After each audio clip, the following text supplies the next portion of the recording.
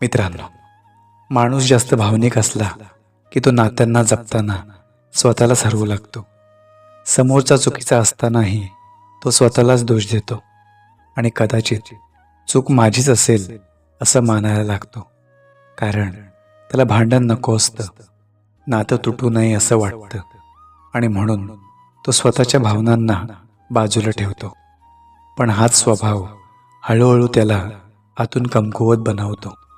त्याचा आत्मविश्वास कमी करतो आणि तो नेहमीच इतरांना प्राधान्य देत स्वतःच्या मनाकडे दुर्लक्ष करतो. खरं पाहिलं तर हा त्याच्या मनाचा मोठेपणा असतो. पण प्रत्येक वेळी मोठेपणा दाखवणं म्हणजे स्वतःवर अन्याय करणं ठरतं. कारण आयुष्यभर त्याचे परिणाम त्यालाच भोगावे लागतात. म्हणूनच प्रत्येक भावनांवर चालणं योग्य नाही, तर त्यासोबत थोडी बुद्धीही वापरणं गरजेचं असतं.